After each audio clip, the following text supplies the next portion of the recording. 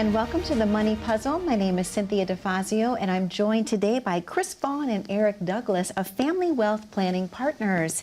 Eric, how are you today? I'm fantastic, Cynthia. Thank you. It's so good to see you again. You as well. Thank you so much. Chris, how are you? I'm doing great as well, Cynthia. Thanks. Great. I'm so excited to be back in the studio with you both because I know that things have been so incredibly busy for you. Obviously, the show is doing so well. People are curious about the money puzzle. They want to put all of their pieces and parts together. So, Eric, I should ask you right off of the bat, if you will, what types of questions are you hearing more than anything else right now for people that are coming into the office for the first time? Well, for the first time, because there's so much uneasiness in the market right now, and inflation is certainly a hot topic. We're seeing a lot of volatility in the market, and we're seeing a lot of questions around what should we be doing right now? Is there anything that we should be changing in regards to what we're currently doing versus how we can optimize our overall portfolio or retirement plan? Mm-hmm. And really the way to do that is to go through the planning process itself. The plan is the puzzle. That is what we're referring to, right? So you put that puzzle, those puzzle pieces together so it forms a nice, complete picture that you can see and most importantly understand, so you can really truly see what the roadmap to your retirement looks like. Absolutely. And Chris, that is the most important thing, correct? Putting those pieces together for that puzzle so that it's peace of mind in retirement. Absolutely. The peace of mind is exactly right. When you have a good plan, when your puzzle's put together and the pieces are all in the correct places, it just takes this huge weight off your shoulders and you don't have to worry and stress about those things so much anymore. Yeah, that makes sense. Well, gentlemen, we've had an overwhelming response to two topics in particular: Social Security and taxes. And so I have some viewer questions to get through today, and I know the viewers are excited about that because they love this type of show. So do you mind if we get started right away? Go ahead. All right, Eric, I'm going to guide this first one to you. Okay. Actually, Chris, I changed my mind. I'm going to come to you just to flip it up a little bit. All right, is it best to file at 62 and start receiving payments, or wait until age 70? Can't I start receiving my payment early and invest it to earn more? Well, you can, but that doesn't mean you should. The answer to the question really is it depends. Okay. Everybody's situation is unique. So there are pros and cons to everything. If you file at 62, which is the earliest that you can, the biggest problem is that you're going to get a whole lot less eligibility than what you would have if you'd have filed later. And I believe it's about a 25% hit on the total availability. Wow. If you file that early. Now, you compound that problem with getting less in the first place with the fact that they have what's called an earnings test. So more and more people are working past 62, at least some. Okay. So if you filed before your full retirement age, which is, depending on when you were born, anywhere between 66 and 67 years old. Okay. If you file before that, you're subject to that earnings test.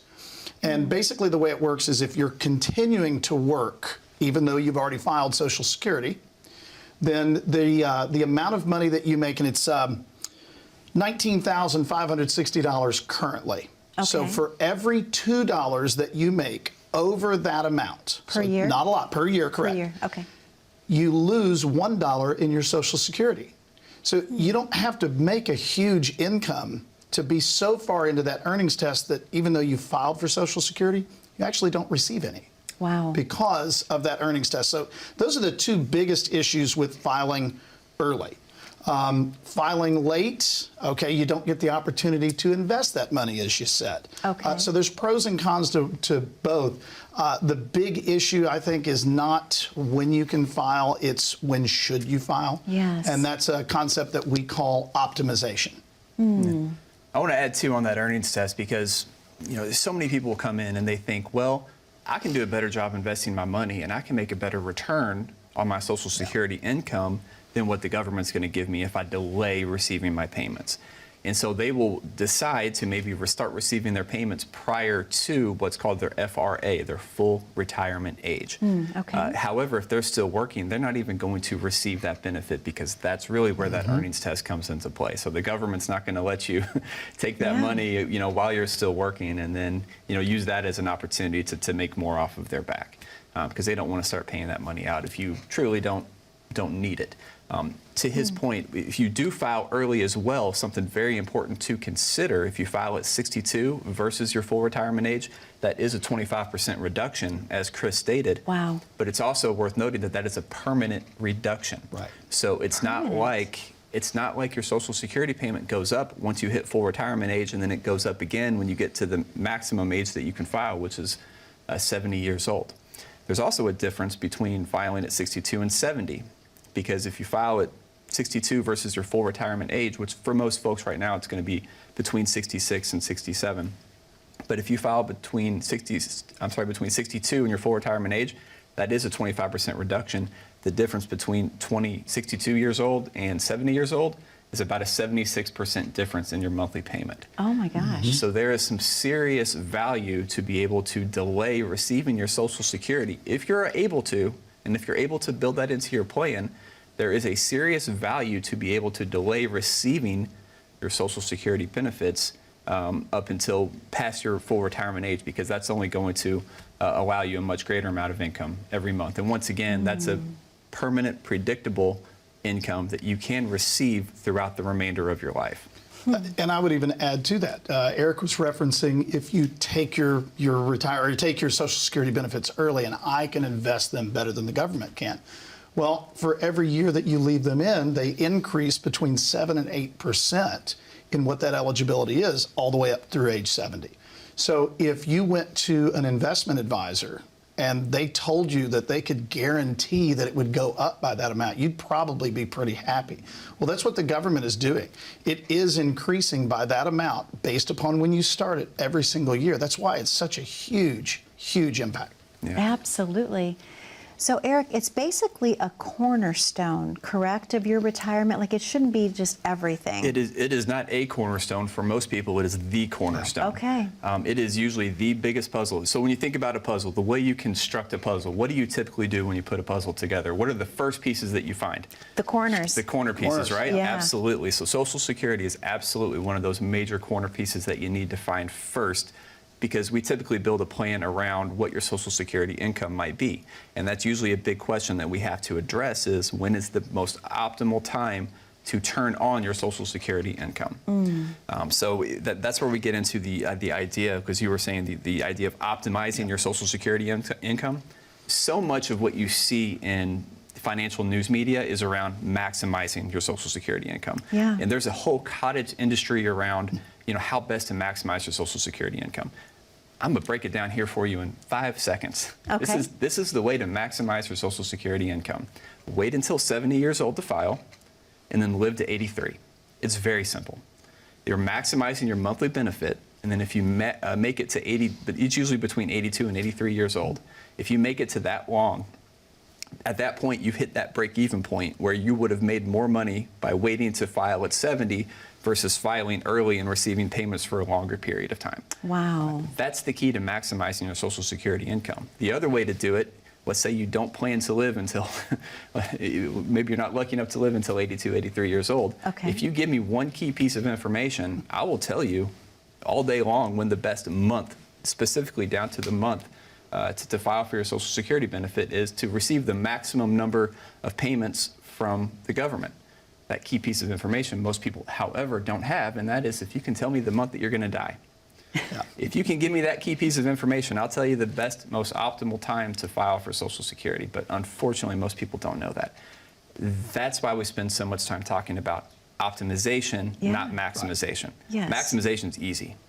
That doesn't always fit in best with your retirement plan, with your puzzle. If you retire at 62, you don't want to delay receiving your payments till 70 years old. That's 8 years worth of income that we have to find somewhere else in your portfolio. It might make more sense, it might be more optimal for your specific situation to go ahead and file early, Yeah. even if your benefit is going to be reduced, because we're not having to draw down from the rest of your assets to such a degree that we're having to fund your entire lifestyle through your retirement accounts or anything else that you've got within your portfolio. Wow.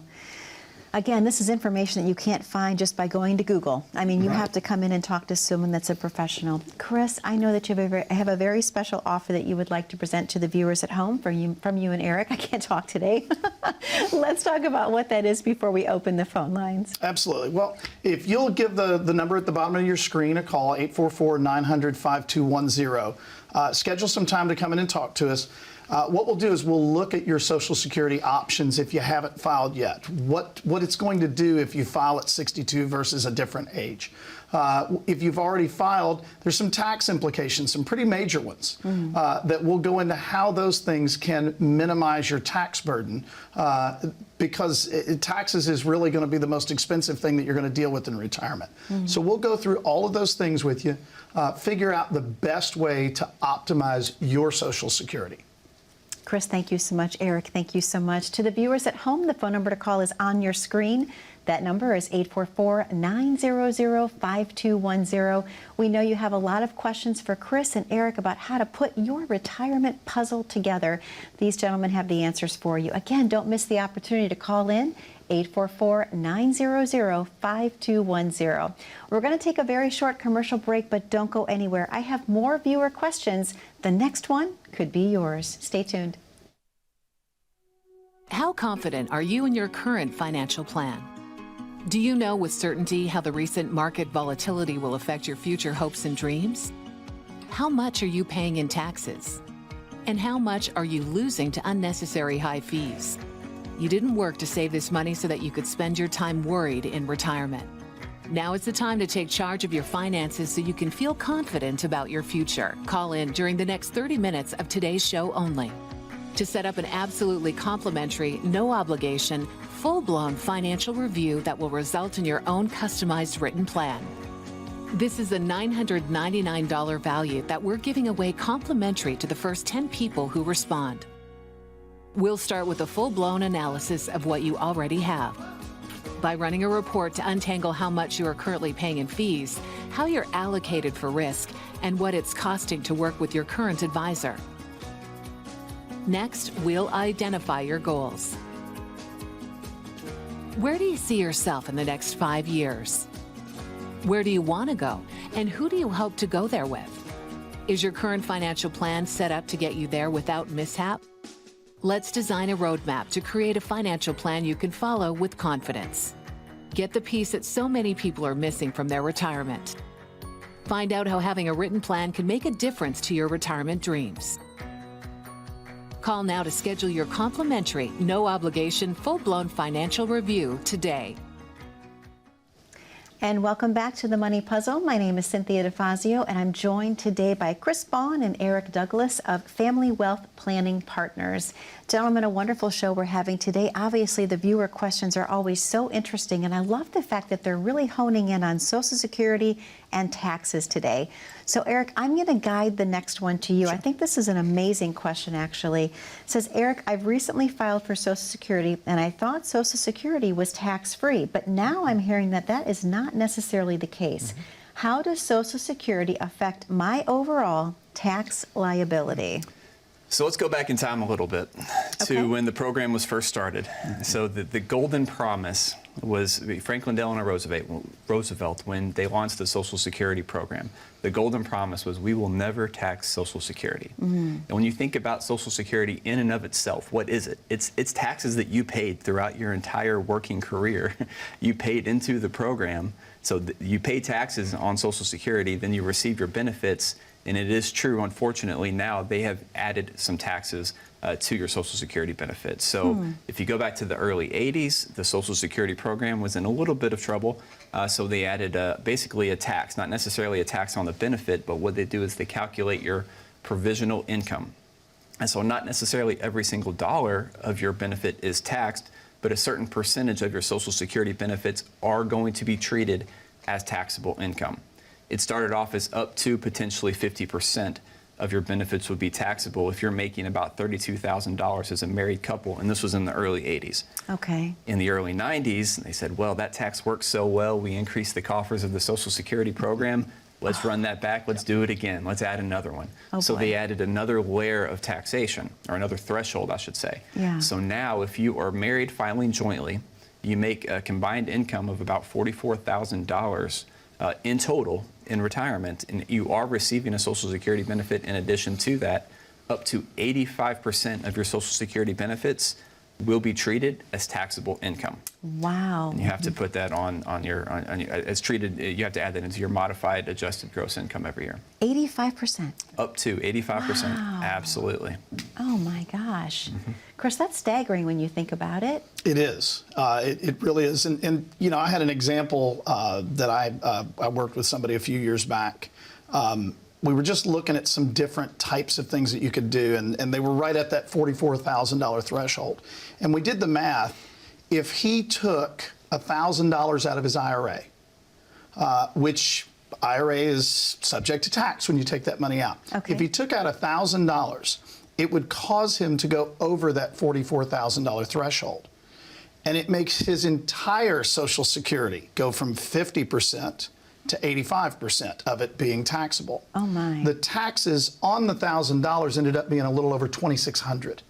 So it's so important that you have all these different pieces put together when you're dealing with that because of that provisional income that they've put on Social Security now. It's also worth noting that most people think, and this is a big retirement myth, and there's a ton of them out there, but one of the biggest myths in retirement is my biggest expense is going to be on health care. Not true. That's usually probably 2 or 3, but the biggest expense that most retirees have is going to be taxes. That doesn't change.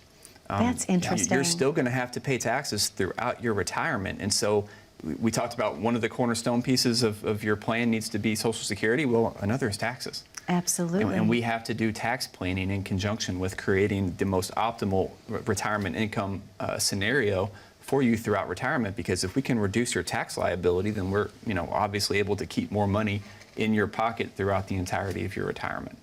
Eric, you just said the magic 2 words. You said tax planning. Let's talk about the difference between tax planning and tax preparation if someone in the viewing audience is wondering that.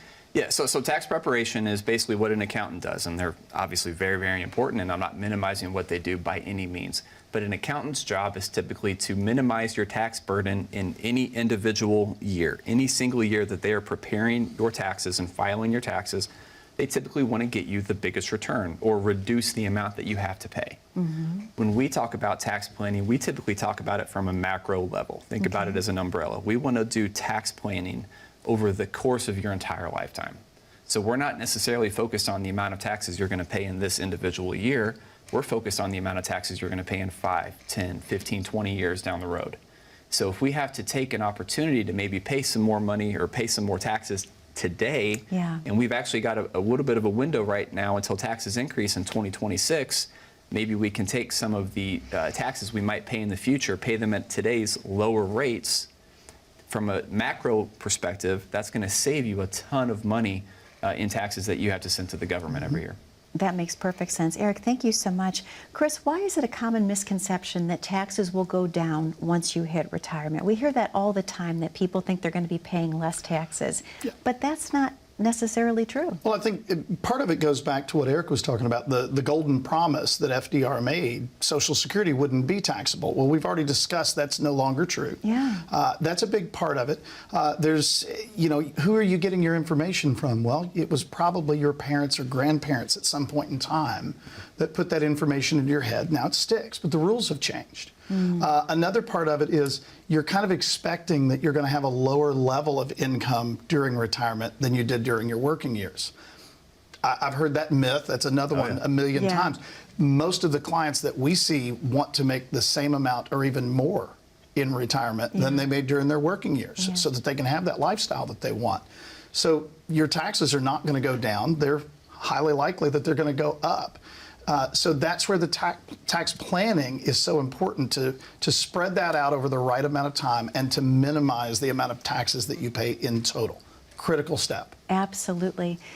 Eric, I know that you and Chris have a very special offer to present to the viewers at home today. Why don't we talk about what that is once again before we open the phones? Yeah, absolutely. So have you turned on Social Security yet? Are you at the age where you're starting to think about what the most optimal way for you to receive your Social Security benefits might be? Do you turn them on early? Do you turn them on late? Do you have questions, concerns? how does that fit in with the rest of your overall plan in regards to how much longer do you plan to work? How much income do you truly need in retirement? All of these different things, all of these different puzzle pieces, bring them into us. We're going to take those pieces and put them together for you in a nice, clear picture so we can plan for your retirement roadmap. Eric, thank you so much. Chris, thank you so much. To the viewers at home, the phone number to call is on your screen. That number is 844-900-5210. If you're wondering how the pieces of the puzzle will fit together for you and your retirement planning, Eric and Chris have the answers for you. Don't miss the opportunity to call in, 844-900-5210. When we come back from this very short commercial break, I do have more viewer questions, and the next one could be yours. Stay tuned. As a good saver, you've been putting away money during your working years.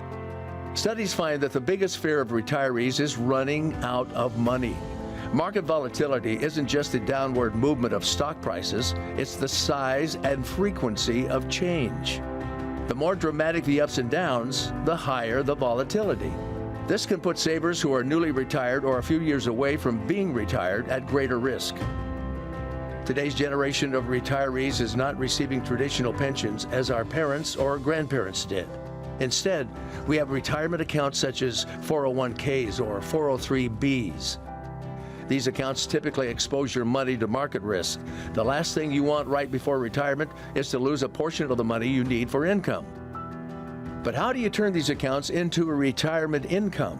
Is it safe to keep all your retirement money sitting in the stock market? The last thing you want is to lose a portion of the money you need for income due to market loss. By working with a financial professional, you can learn how to turn a portion of your savings into an income stream for life and income for the life of your spouse if you're married. We all have moments in our lives when we wish we had taken action sooner. Don't let procrastination reign on your retirement parade. Act now before it's too late. Please call our office to set up your no-cost, no-obligation retirement income review today.